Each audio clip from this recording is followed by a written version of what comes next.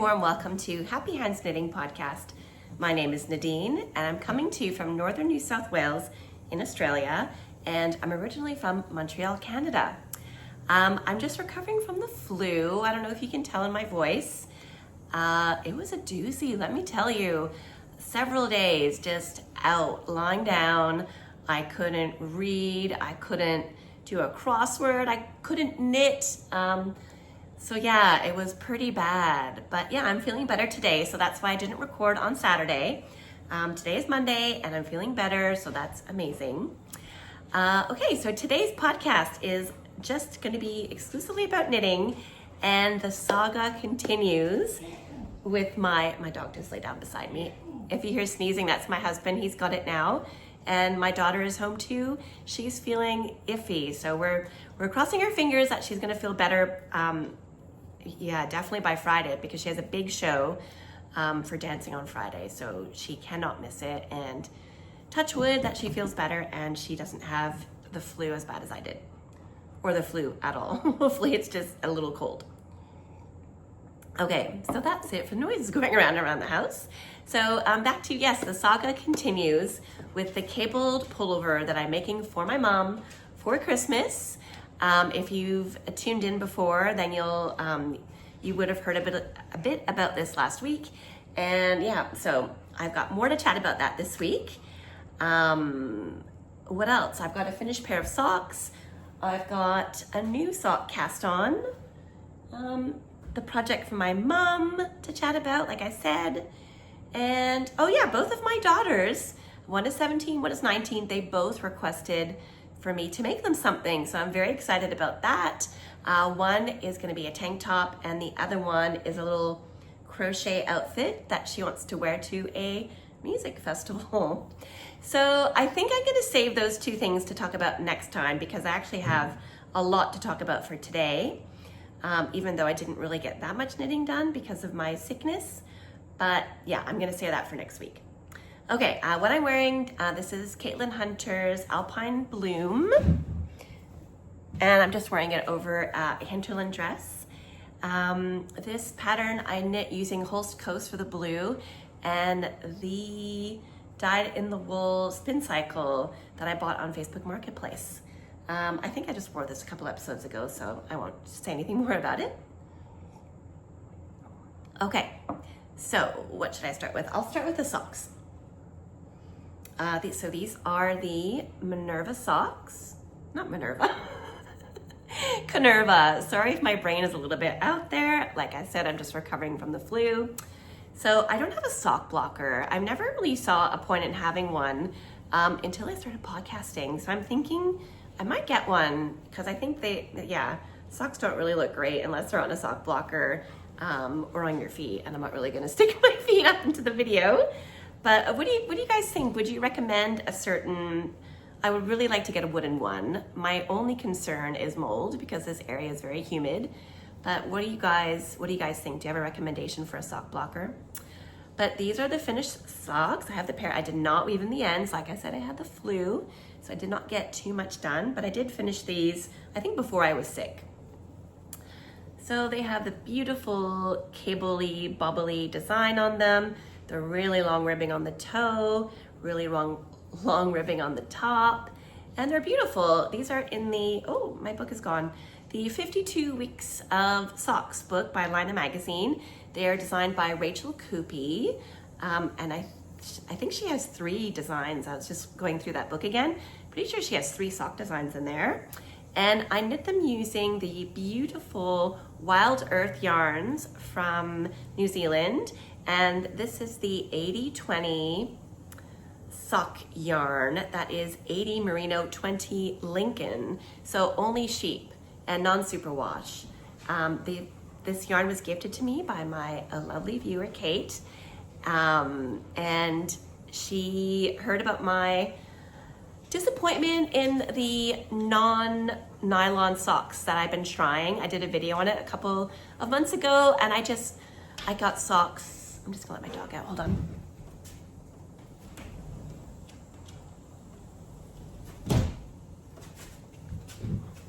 Sorry.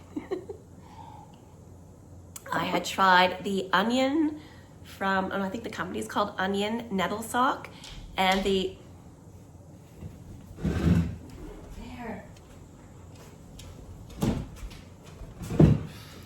Retro Zaria Rosa Pomar Mondim socks, and they were the worst. I got holes in them after only a few wears, so I was super disappointed in that.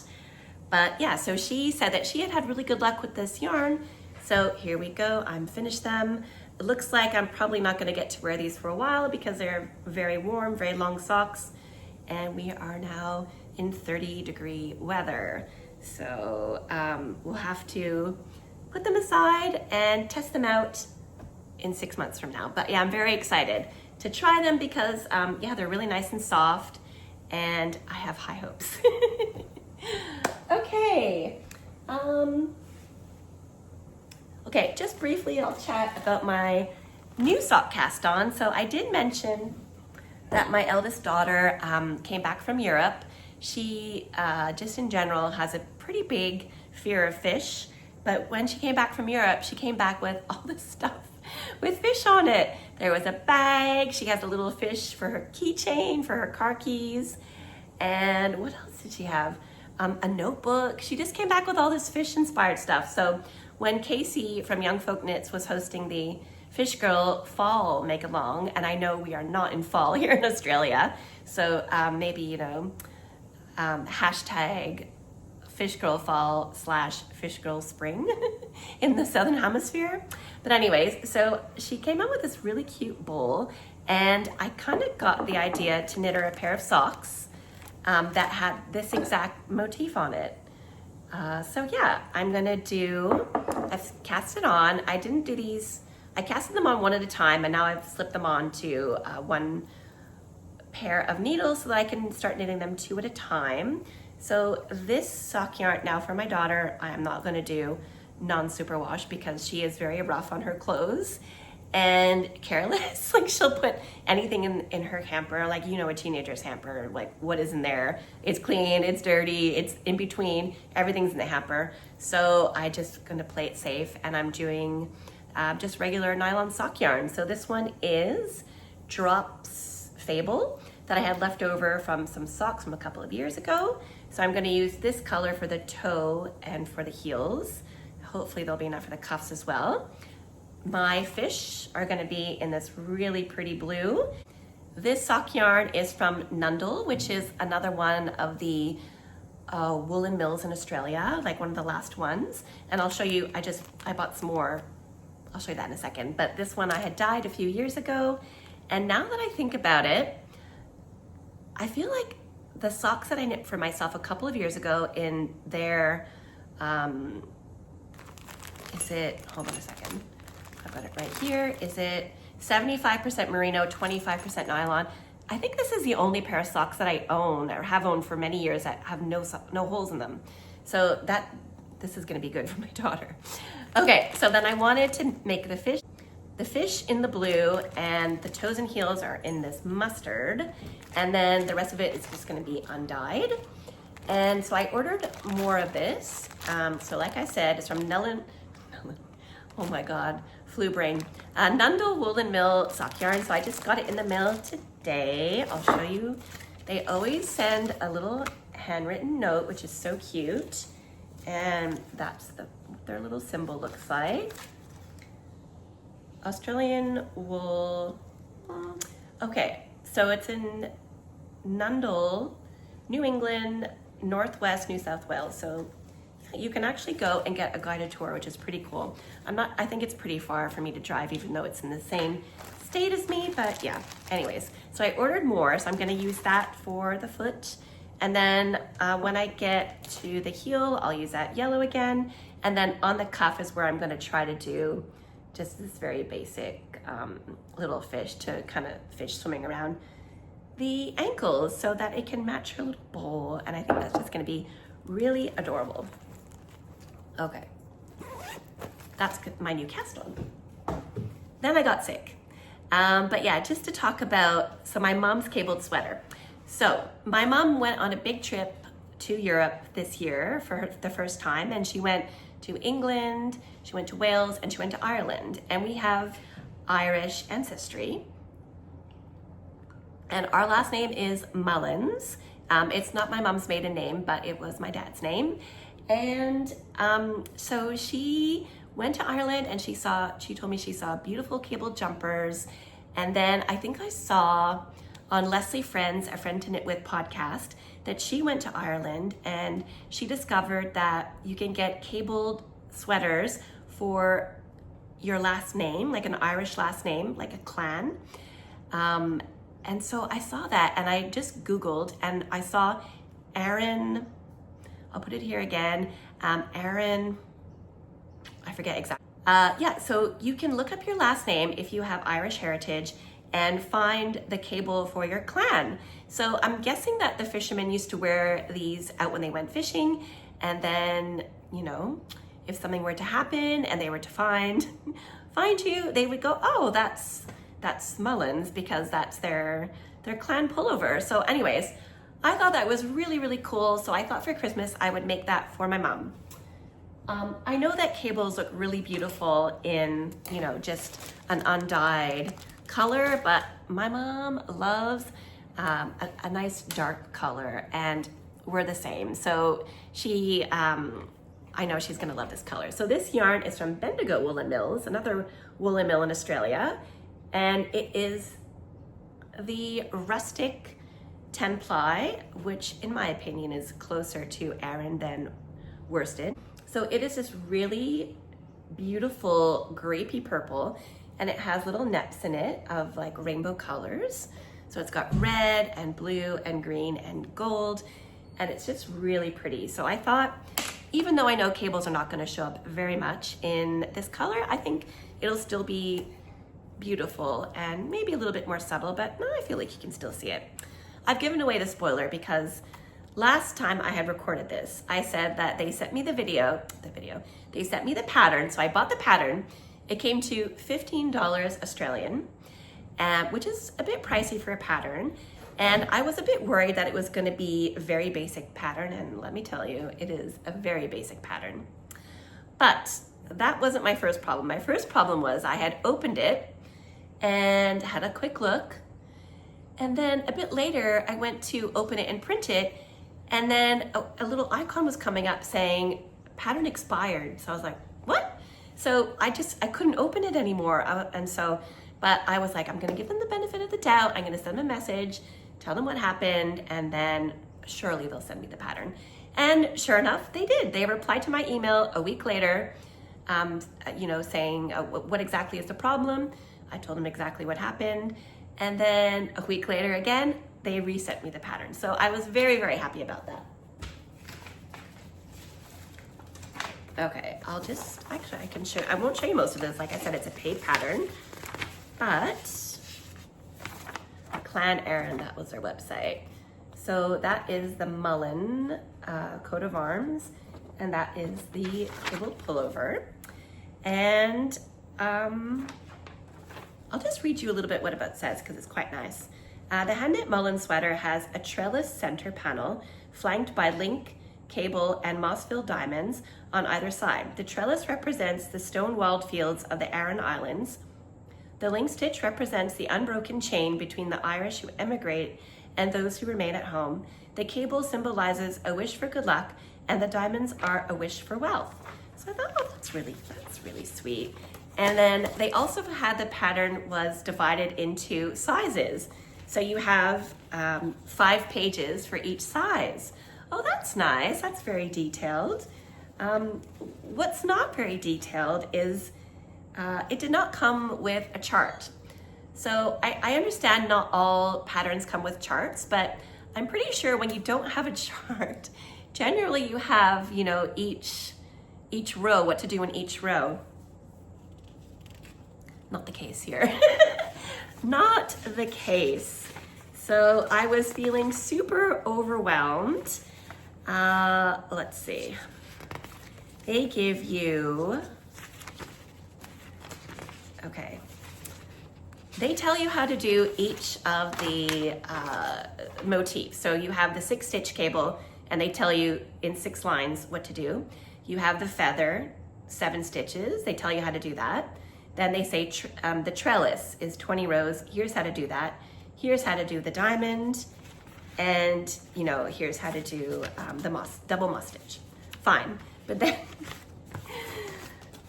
okay, the whole front is written in, let me find it, 5 lines.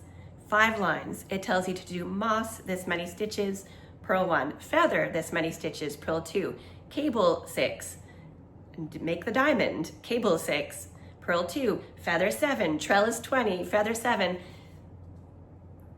Work straight in pattern set until the piece measures 16.5 inches. I was feeling so overwhelmed. I was like, oh my gosh. So my daughter was, you know, looking at me and she says, well, why don't you try putting it into ChatGPT? And I was like, oh, okay, that's a great idea. So I opened up the computer, tried ChatGPT, and I also tried Grok after, because they were both just epic failures. It was quite funny. So at one point it kind of was like, oh, okay. So I entered in the rules, like how to do the feather, how to do the moss. I entered in the pattern as what it said, and then I showed them even what a knitting chart to look like, and it just was not giving me anything good. There's a website called Stitch Fiddle, and you can basically enter your own patterns into it. And there is a free version. I think you could probably upgrade to get it to work a little bit better, but I used the free version, and I thought, okay, let me try to plot this in line by line into a chart. I'll make my own chart and then we'll see how it goes. So basically it was like 120 something stitches.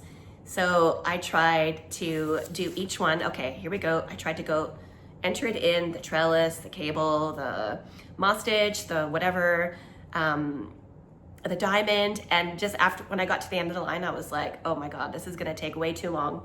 So, okay, second plan.